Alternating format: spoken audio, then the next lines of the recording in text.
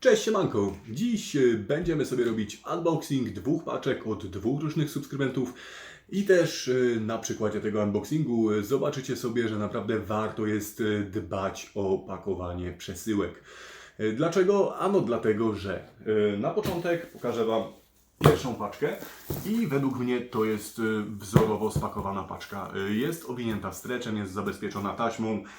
Z zewnątrz jest gruby, mocny karton, nie straszny jej deszcz, nie straszny jej, myślę, jakieś przetarcie, delikatny upadek.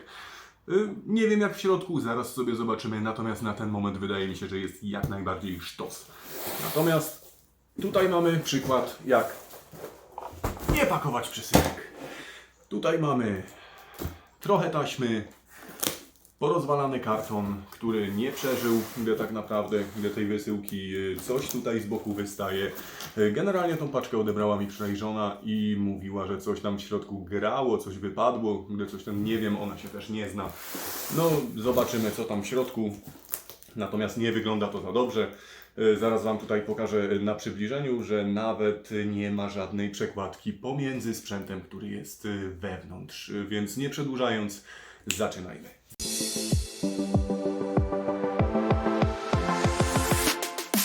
No więc spójrzcie ku przestrodze, jak to nie powinno wyglądać. Ja nie wiem, jak bardzo to tutaj widzicie, wydaje mi się, że wystarczająco, ale no sam sposób pakowania tego wszystkiego budzi wszelkie możliwe wątpliwości.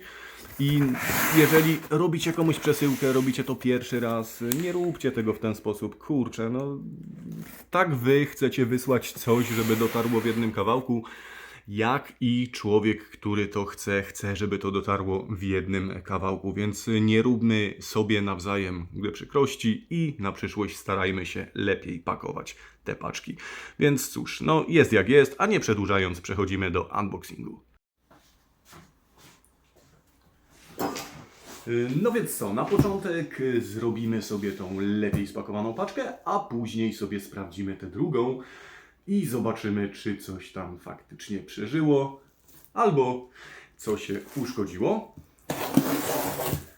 Sprawdzimy sobie tu.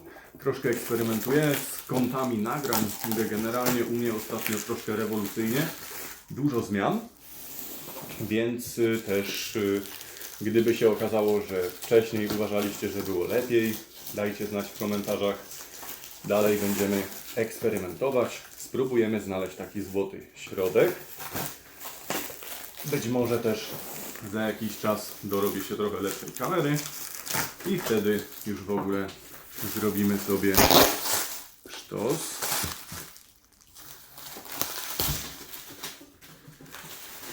Ok. Mamy tutaj sterz ściągnięty, ale widzę, że strasznie na tym statywie kamera nam się czepie, więc spróbujemy tutaj zaraz coś z tym zrobić. No i co, słuchajcie, jak to czasami w bajkach bywa, nie zawsze musi być kawior, no i niestety sam unboxing mi się nie nagrał. Nie wiem, co odwalił mój smartfon, ale się wyłączył. W związku z powyższym, no tak, z prawej strony mamy tą lepiej zapakowaną paczkę, z lewej strony mamy tą gorzej zapakowaną paczkę. I ja Wam w takim razie teraz jeszcze raz pokrótce omówię, co w każdej się znajdowało i będziemy mieli pogląd na przyszłość tego, co będzie tutaj na tym kanale się pojawiać. No więc tak, w lepiej spakowanej paczce mamy tutaj trochę płyt CD, mamy Dispela, mamy tutaj Cybera. Cyber to były takie płyty w latach 90., na których Polacy dostawali internet.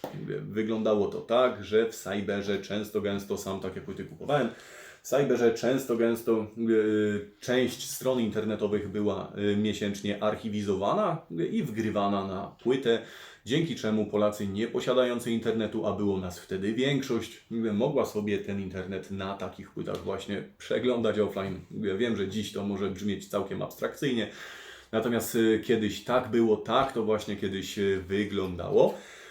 Oprócz tego z tej paczki mam dwie pamięci DDR1 333 MHz, każda o pojemności 1 GB i to jest fajnie, dlatego że mam tutaj taki jeden projekcik, który sobie w wolnej chwili grzebie i myślę, że jak najbardziej do niego mi się to przyda.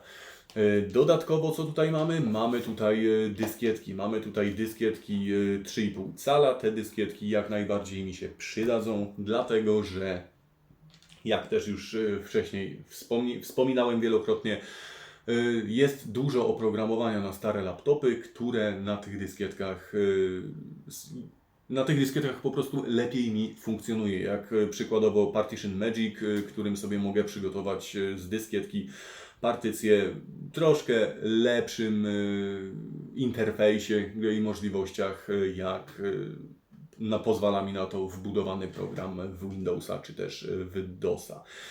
Mamy tutaj jeszcze w tej paczce kartę Wi-Fi w standardzie Mini PCI.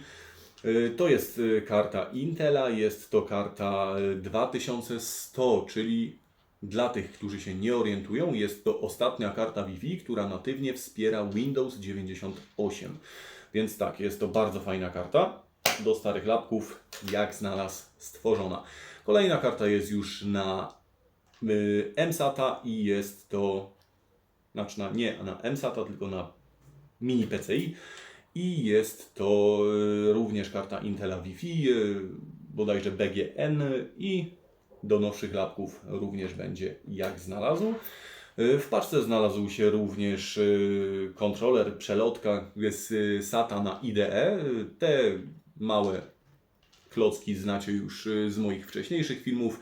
Świetnie się nadają do tego, ażeby zrobić sobie dysk SSD na IDE w starym laptopie. Oprócz tych tutaj jakby oczywistych rzeczy mamy tutaj jeszcze Della D420. Dell D420, myślę, że kiedyś jak znajdę chwilkę, to sobie go na kanale zrobimy do porządku. On na ten moment ma połamaną ramkę matrycy, no w stanie takim jest średnim, ale myślę, że będzie się go dało jakoś do porządku doprowadzić przy odrobinie chęci. Wiadomo, nie ma baterii, nie ma tutaj jakichś tam peryferiów. Myślę, że temat do ogarnięcia.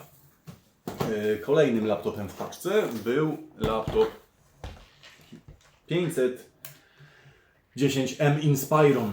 I proszę Państwa, jest to taki laptop Della, który był już ostatnim z serii matryc 4:3. I generalnie myślę, że tutaj nad nim sobie też spróbujemy popracować, w którymś odcinku na kanale doprowadzić go do porządku. Gdyż no, może to być ciekawy model. Ja nie wiem, na jakiej karcie graficznej jest ta konkretna sztuka. One generalnie występowały na różnych układach graficznych, ale jest jakieś tam niemałe prawdopodobieństwo, że będzie tutaj siedział jakiś Radeon bądź Nvidia, co dodatkowo doda smaczku, jeżeli chodzi o gry retro. Dlatego też, że ten Dell miał, z tego co się orientuję, wcale nie najgorsze głośniki i dość fajnie jest zbudowany w środku, co myślę, że na przebitkach w odcinku poświęconym tej konkretnej maszynie sobie zobaczymy. W jakim jest stanie, widzicie, szału nie ma. Natomiast no, znacie mnie, prawda? Jestem w stanie naprawdę z takiego laptopa zrobić nówkę, więc tutaj akurat o takie rzeczy bym się absolutnie nie przejmował. W drugiej paczce, tej, która była tak konkretnie zajechana, mamy oryginalny zasilacz IBM Kostkę do ThinkPada 600. To jest ten jeden z tych pierwszych zasilaczy z lat 90. Później one przeszły delikatny lifting.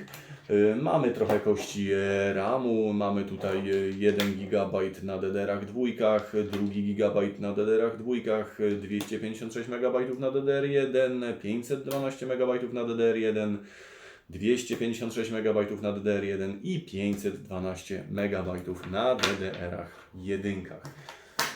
Z ciekawszych rzeczy, jakie tutaj sobie możemy zobaczyć, mamy tutaj coś takiego jak tuner telewizyjny Avermedi na PCI. Takie to jeszcze stare, tak. Kiedyś w laptopach, jeżeli chciało się oglądać analogową telewizję, wpinało się taki tuner i można było to robić. Więc no dziś raczej jest już bezużyteczny, ale jako eksponat kolekcjonerski jak najbardziej ok. Kolejne dwie karty to modemy GSM 3G od firmy Gobi. Na dzień dzisiejszy zasadniczo bezużyteczne, natomiast tak jak mówię, jeżeli chodzi o kolekcję, jak najbardziej może być. Najgorzej tutaj, jeżeli chodzi o transport, przeżyły procesory, dlatego że wszystkie jak jeden mają krzywe piny, a Celeron ma ukruszony rdzeń. No i niestety, jakkolwiek piny tutaj pewnie będzie się dało wyprostować, tak, ten tutaj pokruszony rdzeń, myślę, że to już jest tyle. Jeżeli chodzi o to, jakie to są procesory, no to mamy tutaj Celerona 1066 MHz z rodziny Pentium 3, mamy tutaj Pentium Mobile 1,5 GHz, mamy tutaj Pentium Core 2 Duo T5500, mamy tutaj Dual Core T2130, mamy tutaj Dual Core T2400, mamy dodatkowo jeszcze tutaj Pentium Mobile 1,6 GHz i Athlona 64 o bliżej nieokreślonej częstotliwości z 2007 roku. Tak jak wcześniej wspomniałem, wszystkie procesory podczas transportu ucierpiały, chyba że były już uszkodzone przed transportem. Mają pokrzywione piny i nie wyglądają zbyt dobrze. Zapewne część z nich pewnie działa. Ja sobie to nie omieszkam sprawdzić w chwili, kiedy będę miał na to czas i okazję. Natomiast na ten moment na pewno je poczyszczę i schowam do szufladki z procesorami. W trzech tych tutaj pojemnikach są płyty z Komputer Świata, jakieś niemieckie CD-ki, PC Wordy i inne, które mogą się zawsze przydać, ponieważ duża część programów z tamtego okresu jest już, można powiedzieć, słabo osiągalna. Więc te trzy nie ucierpiały wcale. No cóż, ciężko jest uszkodzić takie płyty, no ale jest przynajmniej coś, jedno, co nam tutaj przeżyło. Co się tyczy laptopów, no to tak, mamy tutaj ThinkPada 600. ThinkPada 600, który zapewne był w świetnym stanie, dopóki nie trafił do tej paczki. W tej chwili klapa jest tutaj zrysowana i nie wygląda to za dobrze. No, nadaje się zasadniczo tylko do regeneracji. ThinkPad 600, który tak naprawdę ma tutaj problem natury takiej, że trzeba go będzie podłączyć pod ładowarkę i ogarnąć. Generalnie on działa, jak już wcześniej załączałem, tylko to się nie nagrało. Znaczy działa, no odpala się tylko i wyłącznie do BIOS-u, następnie umiera i trzeba zobaczyć, co tam dalej. No ale włącza się, tak? Jest ok, włącza się, więc jest jakiś wid na przyszłość. Naklejki na nim są już przygnite i do wymiany, klawiatura do regeneracji. Co się tyczy palm restu, to zarówno tu przy zawiasie, jak i tu przy zawiasie jest połamany. Tutaj, jeżeli chodzi o te bulwy, no to ktoś po prostu poniosła go fantazja ułańska i wkręcił za długie śruby, niszcząc palmrest, więc palmrest jest zasadniczo do zeszlifowania i do pomalowania na nowo albo do wymiany na nowy. Zobaczymy, co będzie prościej i szybciej zrobić, jeżeli się już za niego w końcu wezmę. No a tak poza tym, no to co? No, tutaj zaślepka jest wyrwana, nie ma jej. Tył widać, że zaliczył jakąś wodę, bo gniazda na śruby pordzewiałe. Z tyłu tutaj zaślepki również brak. No, z dołu tutaj wyrwana zaślepka gniazda PCMCIA. Cóż, co mogę wiele rzec. Jest jak jest. Nie poradzimy. Mamy tutaj jeszcze jedną 600, która jest przeznaczona na części, również dolną zaślepkę ma wyrwaną, tutaj też ma wyrwane, tutaj też ma wyrwane, śrub brakuje, tutaj też ma wyrwane, tutaj też śrub brakuje, klapa matrycy, no tak, trzeba ją ewentualnie zregenerować. Szczerze powiedziawszy, na pierwszy rzut oka ten palmrest wygląda gorzej niż tamten palmrest, ale nie miejcie złudzeń, jeżeli by mi przyszło do regeneracji któregokolwiek z tych palmrestów, to regenerowałbym ten, dlatego że po pierwsze nie miałbym tutaj problemu z wybulonymi dziurami po śrubach, które ktoś niefartownie tam wkręcał, ja nie wiem po co. A po drugie, ten nie jest w tych miejscach tutaj w rogach połamany, a tamten jest. Więc wbrew temu, co możecie widzieć na tym filmie, bo wygląda on tutaj oszkliwie, można powiedzieć, że wręcz strasznie, to jest to lepszy palmrest niż w tym pierwszym ThinkPadzie. Co się tyczy całej reszty, no będzie trzeba sprawdzić, jak to się tutaj ma. Ok. No i co? No i ostatnim, już tutaj sobie troszkę miejsca zrobimy. ostatnim laptopem z tamtej paczki, który również nie do końca jest taki, jak miał być. Ponieważ gdyż miał być z zasilaczem, a z zasilaczem nie jest.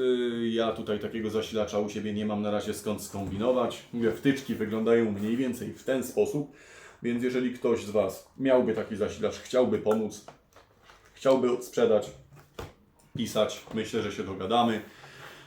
A co to za model? Jest to IBM ThinkPad z serii G40. Jest to laptop ze stacjonarnym procesorem Pentium 4. Jest to wielka krowa, wielka cegła, która tak naprawdę tutaj może fajnie dawać radę dzisiaj w retro. Trzeba go rozebrać, na pewno wyczyścić, przeglądnąć, sprawdzić, czy on jest sprawny. Nie mam zielonego pojęcia. Nie będę tutaj schodził w deklarację poprzedniego właściciela, bo nie. Więc no, dopóki nie sprawdzę, nie będę wiedział. Jest o tyle fajny, że ma napęd stacji dyskietek, ma CD-ROM, tutaj nie ma kieszonki na dysk, ale konektor dysku jest standardowy IDE 44 pin, wlutowany w płytę główną, więc z tym nie będzie problemu. Kieszonkę jak najbardziej mogę sobie dorobić, mam wystarczająco dużo umiejętności. No i co, no, jeżeli chodzi o jego stan zewnętrzny, no nic, czego by się nie dało fajnie zregenerować. Tutaj w tym miejscu jest pęknięta obudowa przy zawiasie, gdzie to też jestem w stanie sobie od wewnątrz zrobić. Tył wygląda, że nie został jakby uszkodzony podczas podróży. Tutaj przy gniaździe PCMCIA jest pęknięty. Myślę, że to też jest do ogarnięcia. Sama klapka wcina się do środka. Jak sobie ją tutaj wgiąłem, to widzę, że pokrzywione są blachy od gniazda pcimcia, czyli ktoś już tam w środku był. Czyli mogę założyć, że prawdopodobnie nie działa, bo ktoś już tam pogrzebał, no ale jakoś sobie tutaj posprawdzamy. No i tyle. I kurczę, po raz drugi musiałem to wszystko nagrywać, ponieważ gdyż, jak wcześniej wspomniałem, mój telefon powiedział nie i nie nagrywamy. Mam nadzieję, że tym razem wszystko poszło. Co, no jeżeli filmik się podobał, no to dajcie łapę w górę, jeżeli filmik się nie podobał, no to dajcie łapę w dół, natomiast jeżeli uważacie, że ten content do Was trafia i chcecie więcej tego typu filmów, śmiało możecie rozważyć subskrypcję. I na ten moment myślę, że będziemy sobie kończyć. Takie lapki mi ostatnimi czasy przyszły, więc tu macie mniej więcej pogląd na to, co w przyszłości może się pojawiać na kanale, jeżeli chodzi o płyty, części, dyskietki i inne rzeczy. Na pewno sobie wykorzystam w następnych filmach.